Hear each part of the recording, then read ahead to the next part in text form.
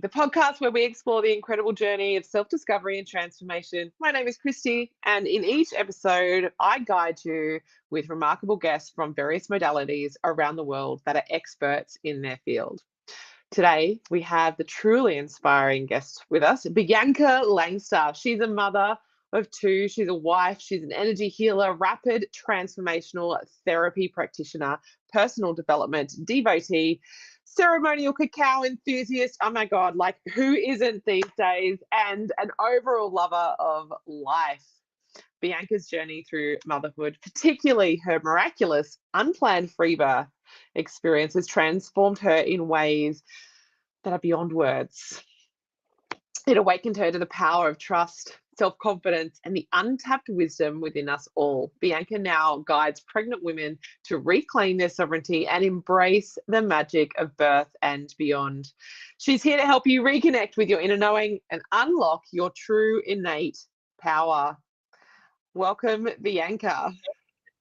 Thank you. So grateful to be here. It's taken us a while, but we got there in the end. We got there in the end. We did. Beautiful. Thank you so much for being here, Bianca.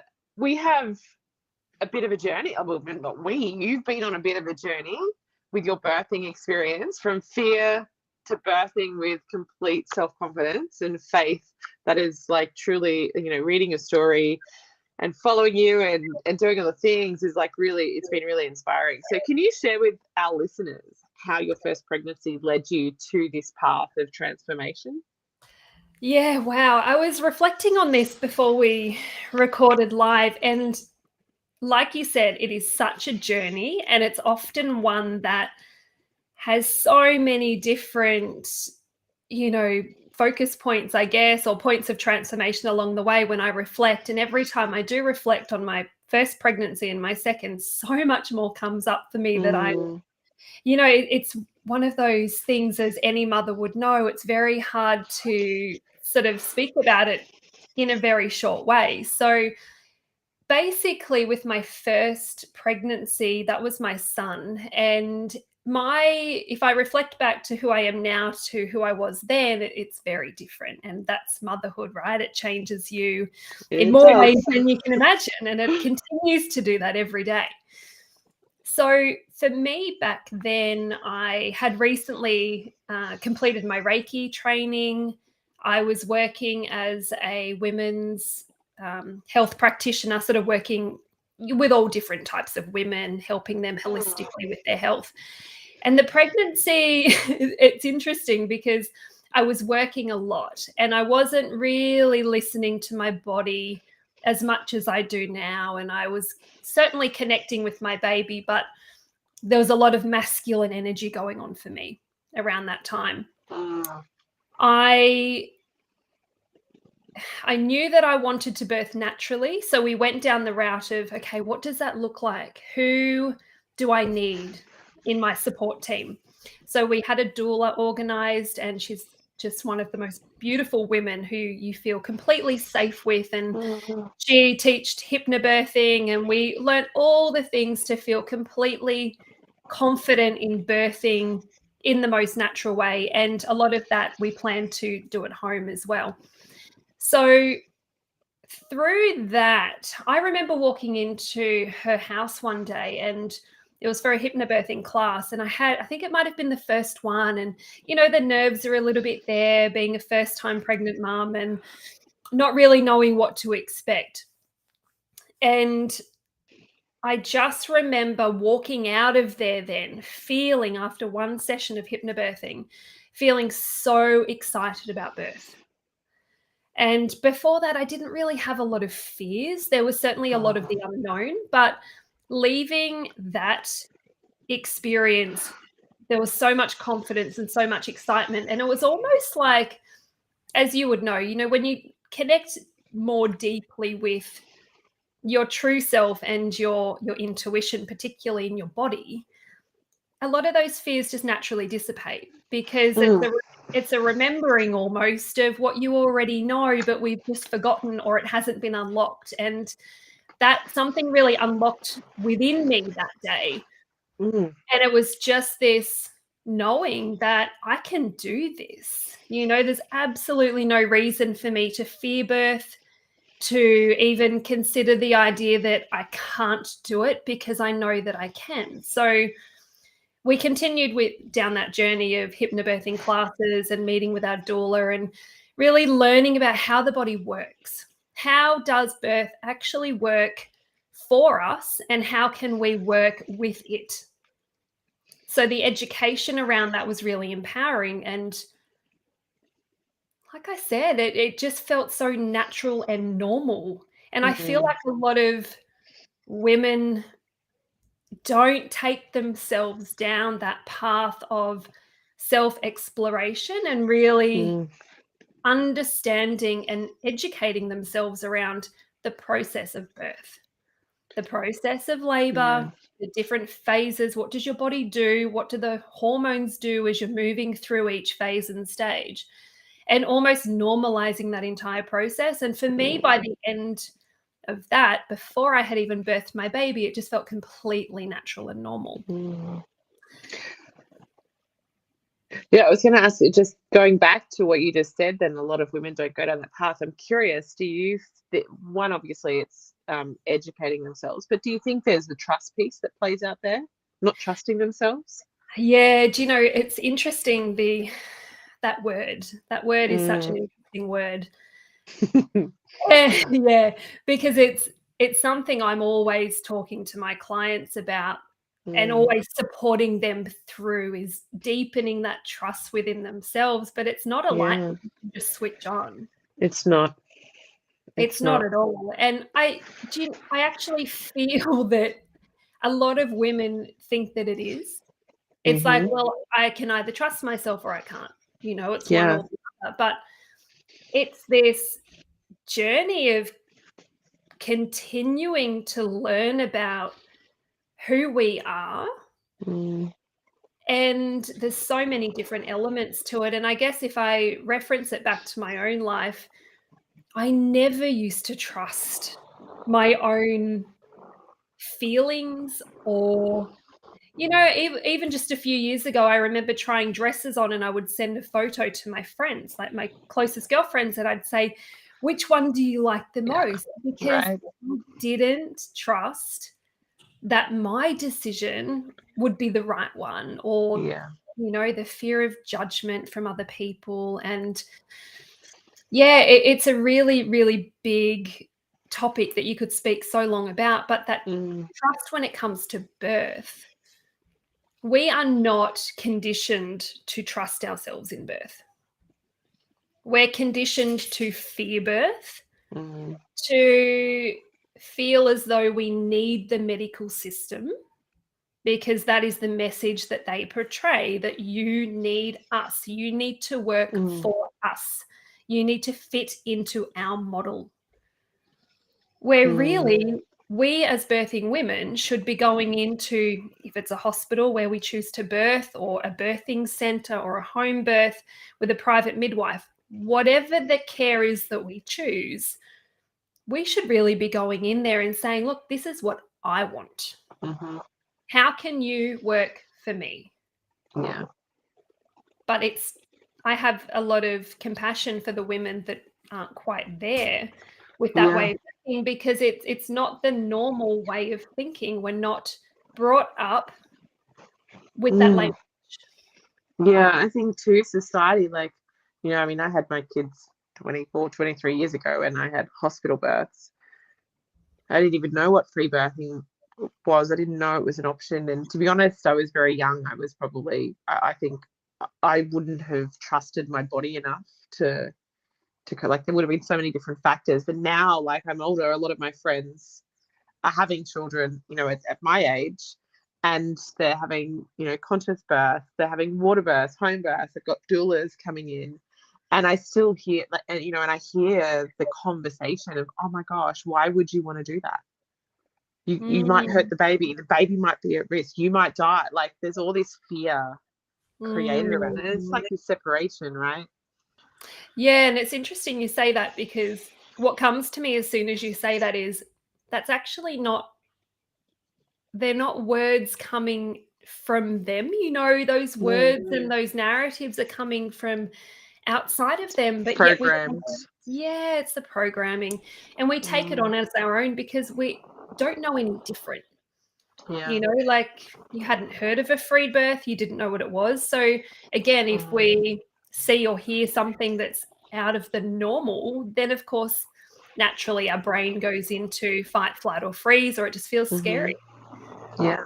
So I remember being in, and be careful what you wish for, right? So I remember being in my hypnobirthing class, and I'm there with a couple of, there was 4 of us, 3 of us, and you just get chatting, and we all had a few different ideas around birth, but all very aligned. And one of the women said, "I'd love to birth at home."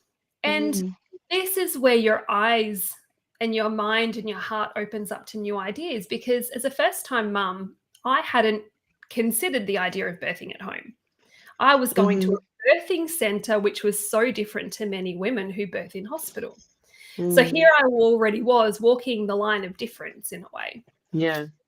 And she said, maybe next time I'll birth at home. And just something within me was just instantly, I was like, wow, I would love to birth at home. Just sort of seeing and feeling that idea instantly felt completely natural. Yeah. And then something was mentioned about not even having anyone there. And that's the first time I heard about a free birth. And I thought, wow, imagine the peace and the calm that you would feel in that moment if you were just there birthing your baby. So what is free birth? I'm not quite sure even I understand the term. Like there's all these other terms that I get, but I've never... Listening to you now, I'm thinking, I think free birth might be something completely different to what I think it might be. What is free birth? Can you explain that to us? Yeah. So, and thank you for asking, because it's my natural language now, and I often forget that people haven't even heard of it. So a free birth is having no medical assistance, no medical professional present. So you can have a doula, you could have a friend, family member, partner, but there's no midwife. There's no obstetrician. There's no medical professional there. So basically, if there was any cause for concern, it's really up to you to navigate that at the time. Yeah. And a lot of women choose a free birth. I know quite a few that have had that recently, who they've chosen to just do it all on their own. They did all the preparation, which there's quite a lot you can do. But other women like me, and I know a few that it's happened to, your baby is just born, you know, and because yours was, you had a free birth with your first pregnancy, correct? But it was unplanned. Yeah, so we planned to go to the birthing center. So fast forwarding, I went into labor on my due date. So he is a little warrior. He just was, he likes to do things his way, and that's exactly the way it went down. And I labored for 11 hours at home. So it started at night at 9 o'clock, and we were on the phone to my doula, and she just said, look, keep me updated. It's your first pregnancy, first time you're birthing. It will probably take a while. So let's just see how it goes. She said, call me throughout the night if you need me. So from the beginning, my surges or my contractions were 3 minutes apart. So it was go from the very beginning.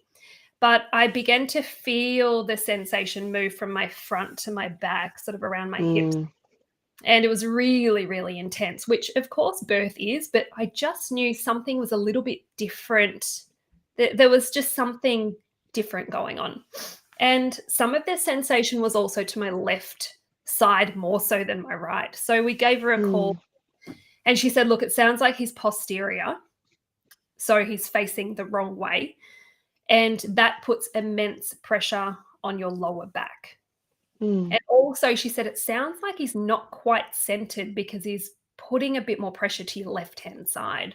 So she said, look, here's a few moves to do when you're in a surge. Put your leg up here, your hand up here, and just try and add some pressure to that left side to encourage him to move more into the center of the birth canal. So that intensified the surges even more, which was just, as you know, birth, it is such a mind and body game. You know, if your mind is not in the right place, then it is excruciating at times. But if you can get your mind in the right place, then really it's just moment by moment. And that's really what I had to focus on. So for me, like I said, being that journey through my first pregnancy, I was very much living in my masculine, which I have most of my life, and that showed up in birth, which it does. Yeah. That element of needing to be in control when I felt completely out of control because I had a posterior baby.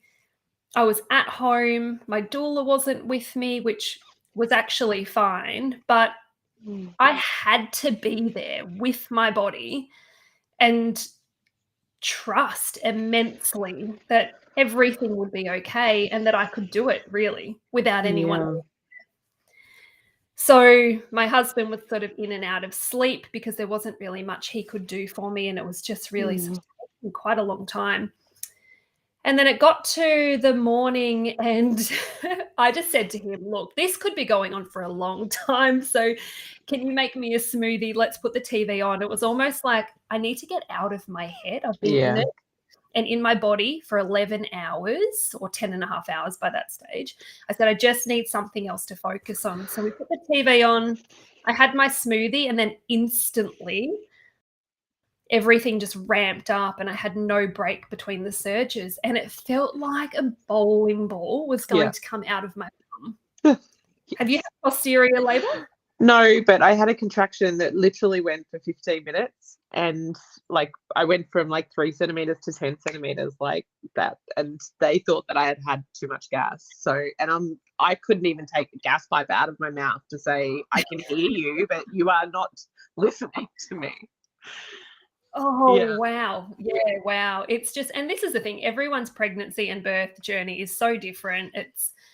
There's no textbook, right? No. You know, I don't know how far along I was. I don't know when I was in transition. It was, I don't care, and I don't know. It was just on, and I just had to be in my body, in the moment, in every surge, and focus on what I was doing and breathing into that space.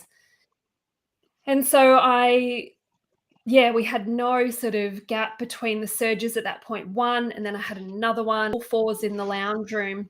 And our doula had just said only minutes before that, she said, look, I'm coming around 7:00 in the morning. We'll do some acupuncture, we'll take some homeopathics, we'll do sort of whatever natural remedies and support we can do to just support me, probably more so because he'll be born when he's ready. Yeah. You know, that's the journey of birth. They come out when they're ready if we allow them to. Yeah, that's it. He was just he just had to take me through that immense that time before he wanted to show himself. But he my husband went to the toilet then and I called out to him and I said, I can feel his head because that bowling ball that felt like was coming out of my bum for like probably 8 hours. All of a sudden I could feel it at the front. And I was like, oh, this is where it's supposed to be. Yeah.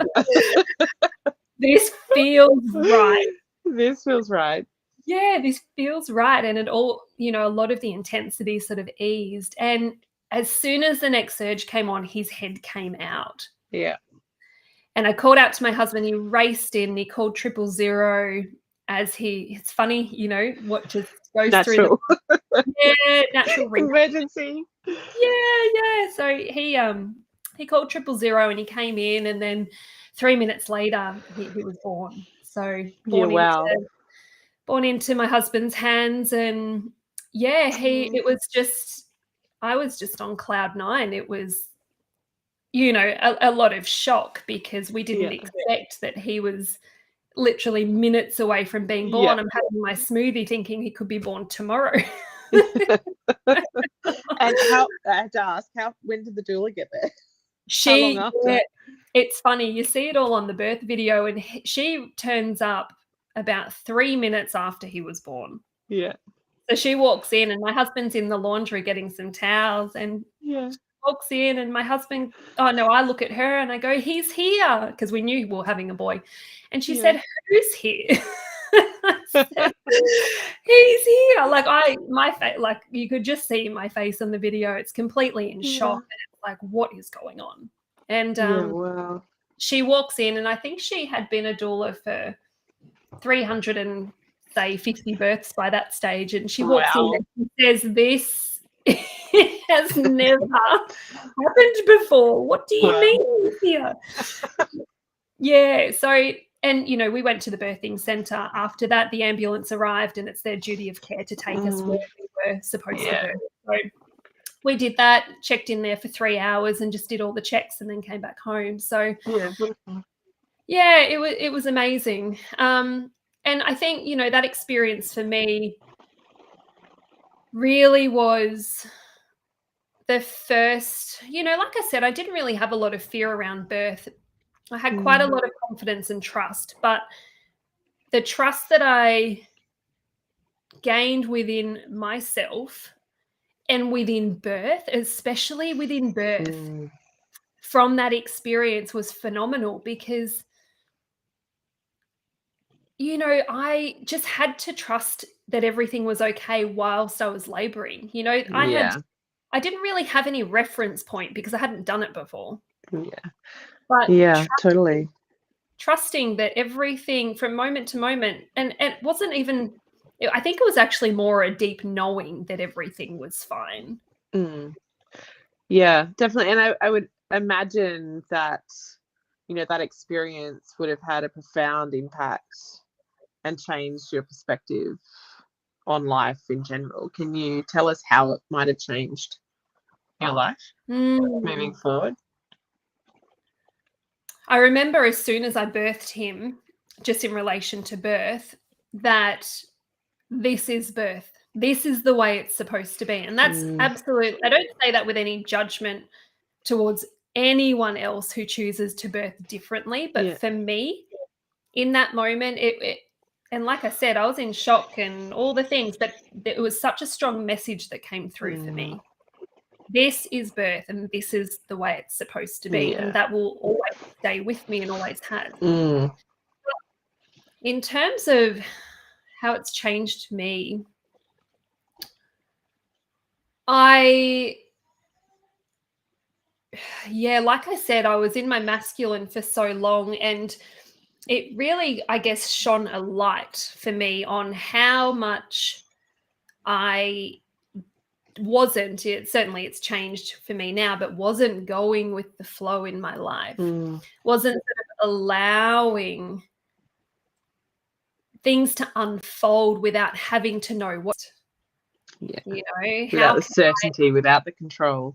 Yeah, because for me back then, I used to, I would have psychic readings all the time. I was like wanting to know what's next and how can I have some level of control. And it wasn't out of fear, it was out of excitement. I got really curious, excited about what's ahead for me in my life.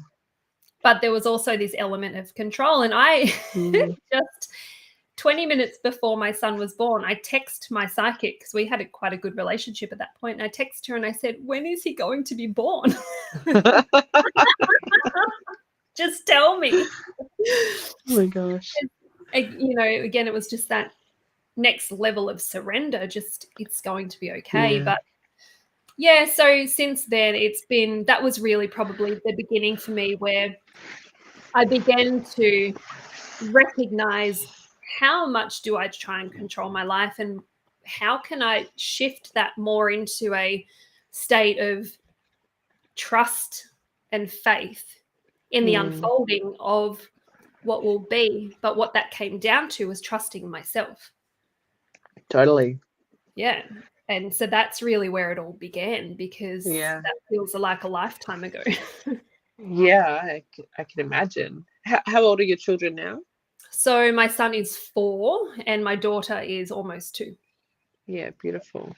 Yeah. So, your connection with your inner guidance and trust in yourself, I would imagine will be quite central in your life now.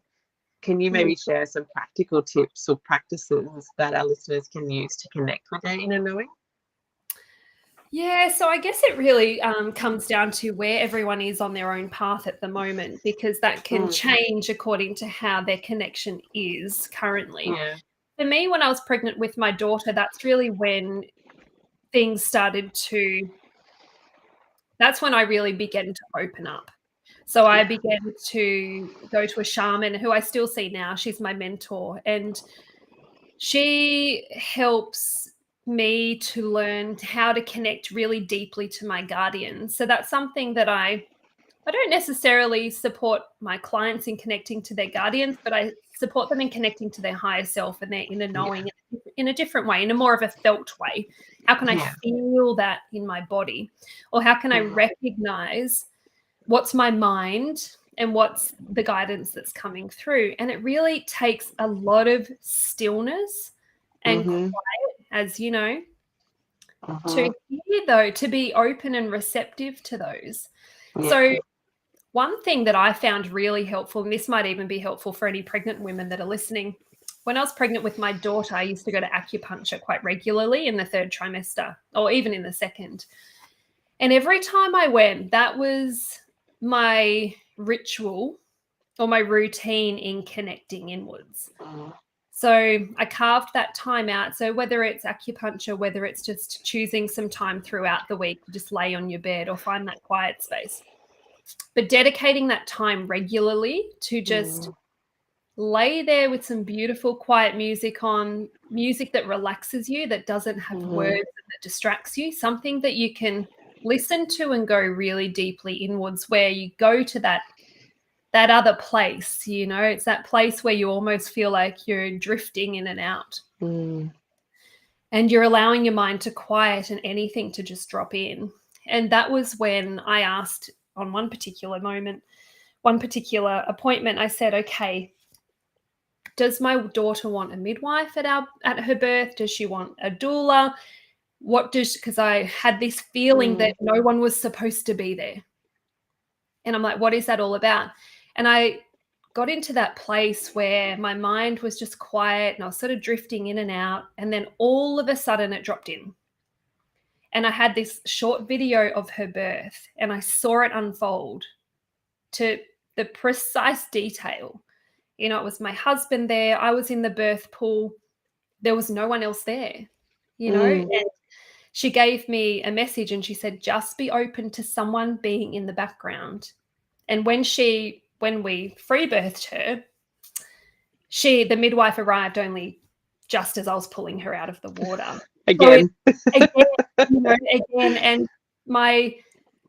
it was just, when you allow yourself to drop into that space of quiet, sometimes we can try and force and try and pull those messages in, and we get caught up in the mind. We're like, okay, I want the answer to this, or I want to see this, but then that just gets in the way. So I really feel if we can allow ourselves to dedicate that time and just go inwards and quieten the mind and just relax, you know, without any attachment to what's coming in, then it opens us up to receiving the guidance from our baby that's in our womb, or from the baby that's yet to be conceived, or the guidance on how to help our children if they're going through something at the moment, or what's the next step in my life or my business as a mother, or whatever it is we're looking for. And sometimes too, the message doesn't come through straight away.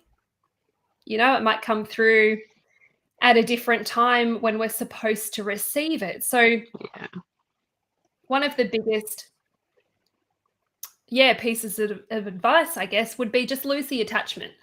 It will come through when it's supposed to, and just allow ourselves to open and receive by being still and quiet in the mind, and trust that it will come through at the right time.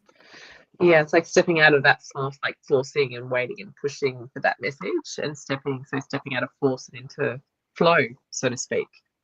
Yeah, and again, like I said, that was Mm. such a, for a control freak that I have been most of my life. Yeah, and a perfectionist and all the things that most of Yeah. us women were or are.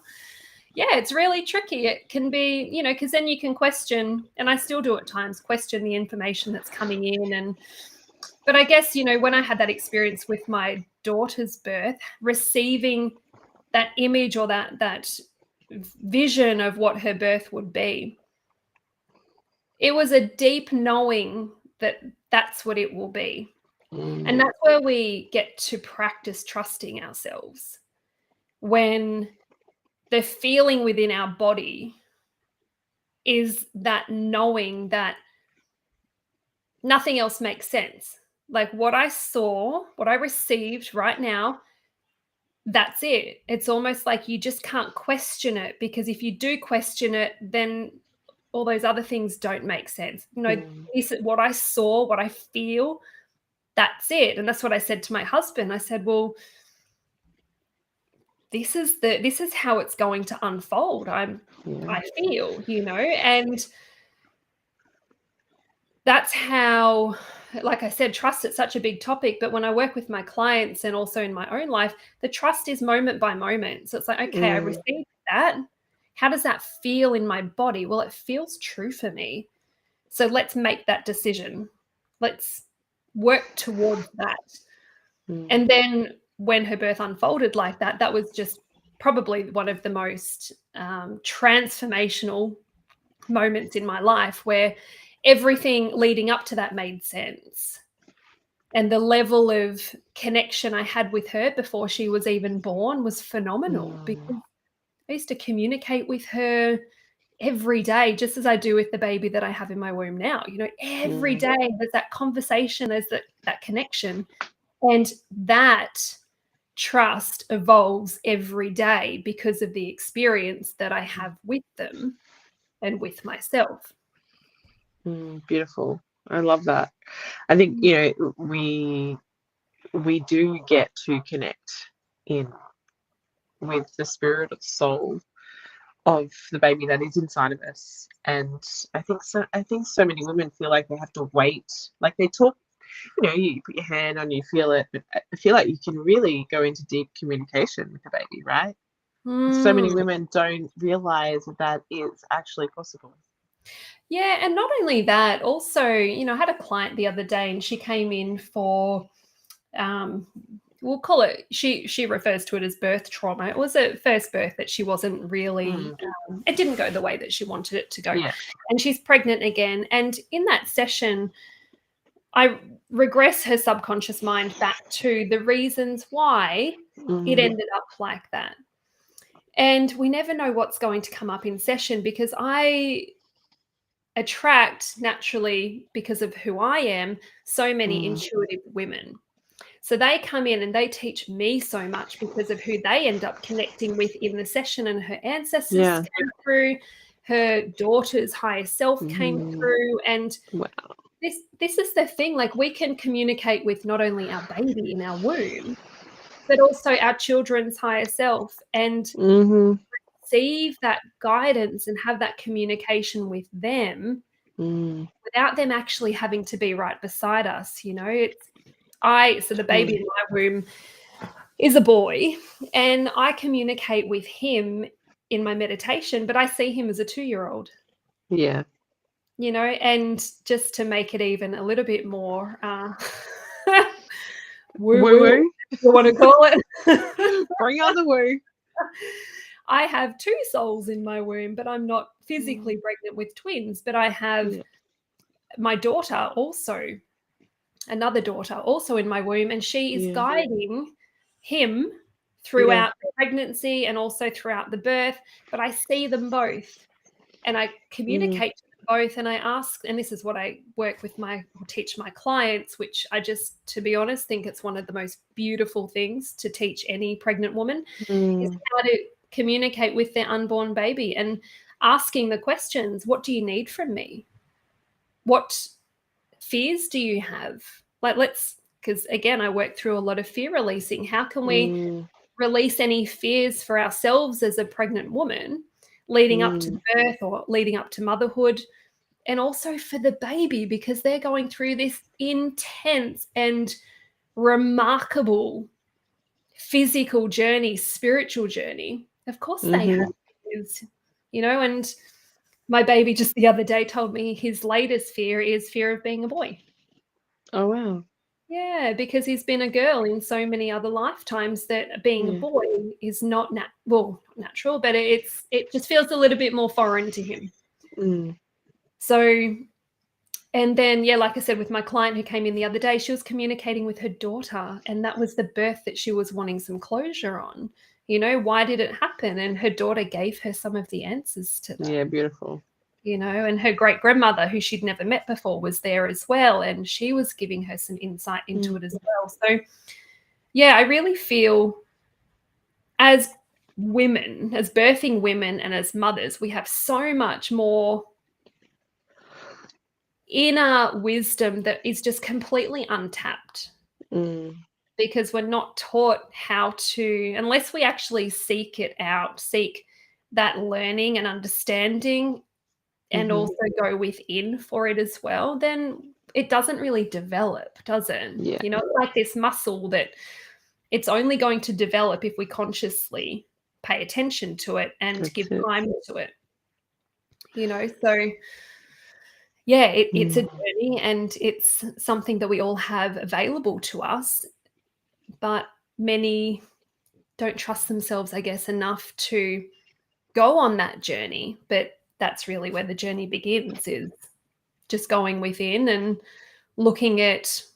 That is the journey, isn't it? That is the journey. Yeah, that is the journey. It really is. Yeah. And that's the connection to self. So that can begin in so many different ways.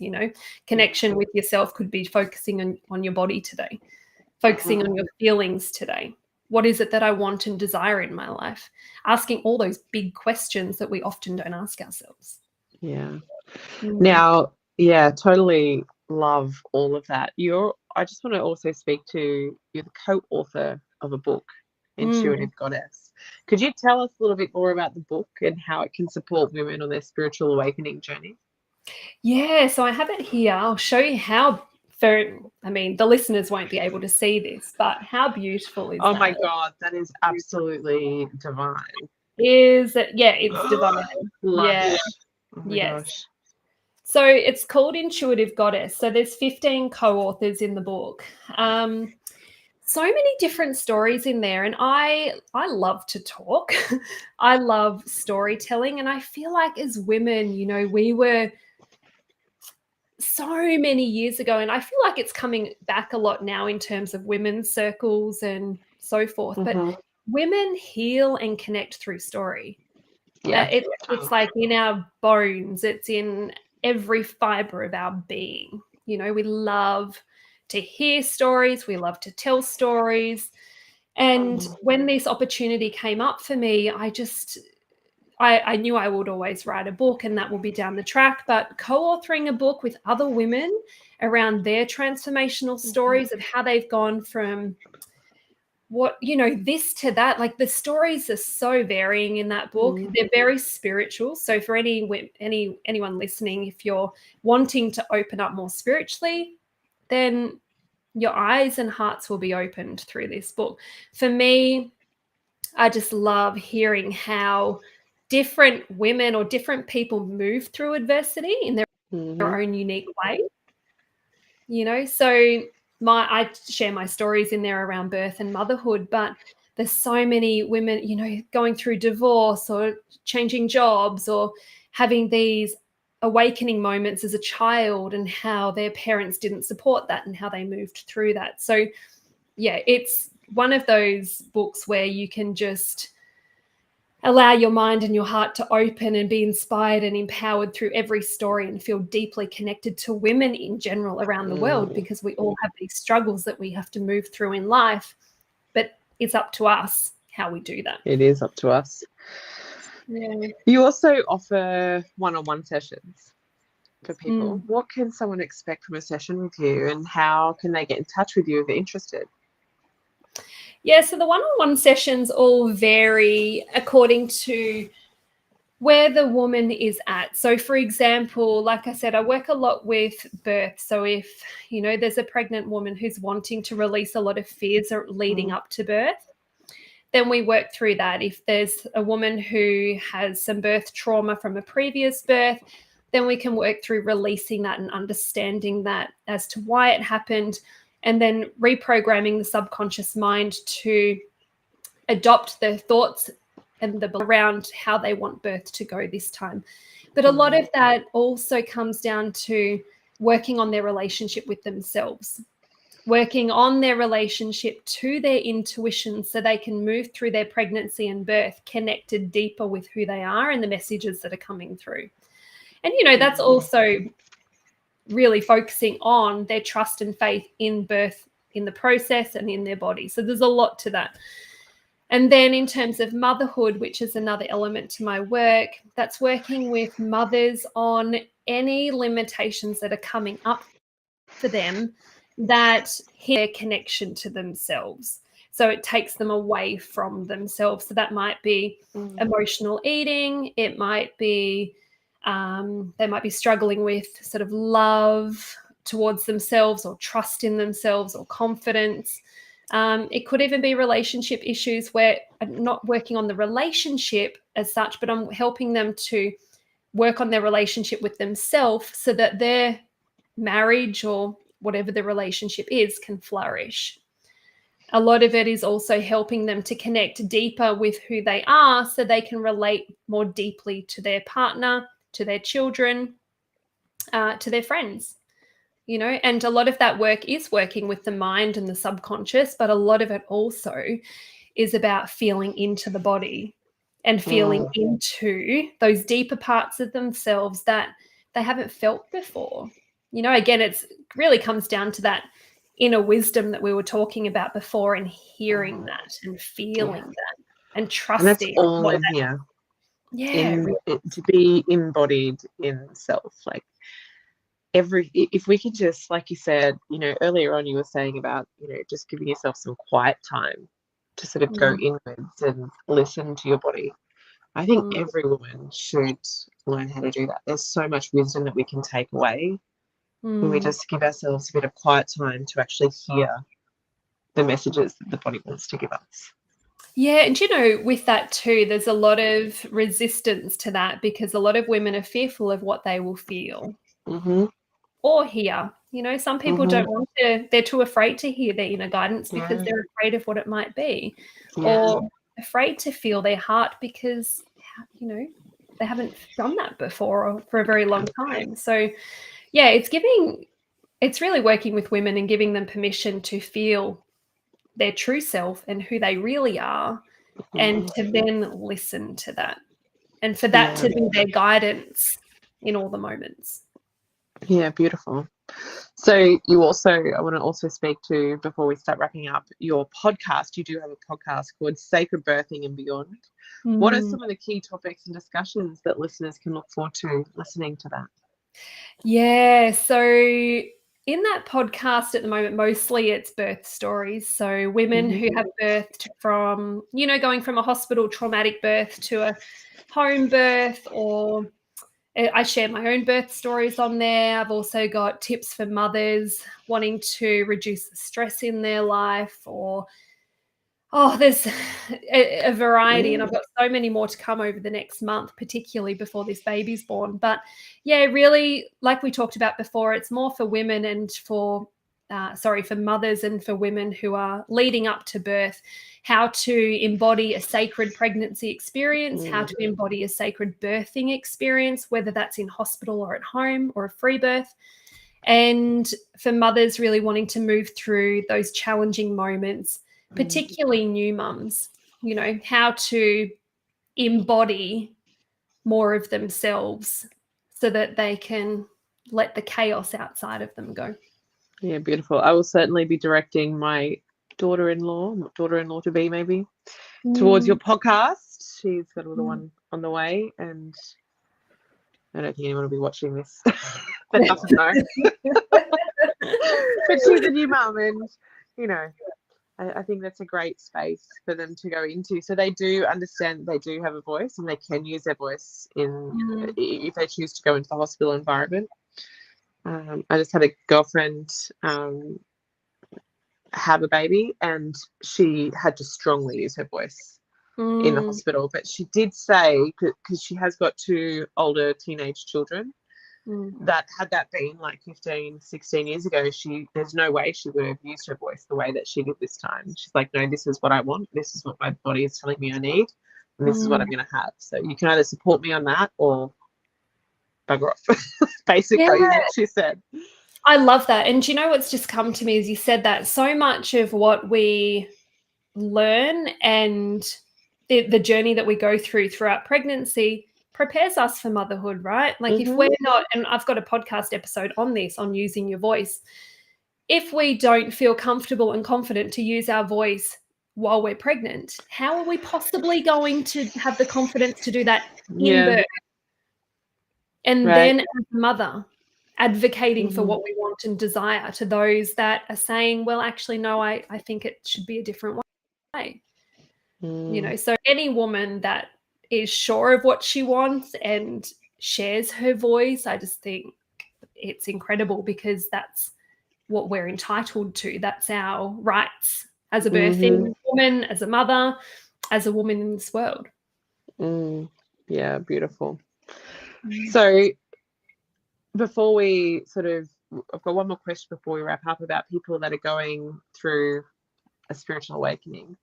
If there was one last thing that you could say, like whether it's a new mum or someone coming into this space and hearing free birthing or conscious birthing or water birthing or home birthing for the first time, what would you say to them? What advice or guidance do you have for them in understanding their journey and finding their true self, their voice, their purpose in all of this? I think the first thing that I would say is identify what it is that you need to feel safe. So if you envision the birth, say it's a water birth that you want, or a free birth, or birthing center, whatever it is, what's your ultimate dream? If you had no limitations at all, if there was no one telling you what to do, if there was no fear at all, what birth would you want for your baby and for you? So first of all, identify that. And then secondly, how can you feel safe enough to do that? So it might be that someone really wants to birth at home, but then all of these fears pop up around, well, what will others think of me? What if there's an emergency? What if I don't believe in myself enough? So identify what are those limitations and work through those, because they're the key things for that particular woman to work through in order for her to grow and evolve as a birthing woman, and then as a mother, because it's always a flow-on effect, you know, to have the birth that you desire and that you deserve, because we all deserve to have the birth that is most aligned for us and that lights us up the most, rather than going through the motions and doing what we're told according to the medical system. And then at the end of it, which I hear from so many women, I wish I did it my way. Rather than but they haven't spoken up, right? They haven't spoken up. They weren't authentic to themselves. They were riddled with fear, because what will my parents think of me? What will my friends think of me because they don't agree? What if, you know, it's all just riddled with fear. So how can we be more authentic to ourselves? How can we stay true to what it is that we want? Well, we can only do that if we actually firstly identify what it is on a soul level that we want for our birth and for our baby. So release all the fears, release the limitations, do that through energy work, do that through meditation, do that through hypnobirthing, having a doula, having a support team that is in alignment with the birth that you want, getting your partner on board, and take it day by day and just move through it and trust in yourself as the trust builds, through those moments. Yeah, beautiful. Such good advice there. Thank you, Bianca, for joining us today and sharing your incredible journey and wisdom with our listeners. I really appreciate your time today.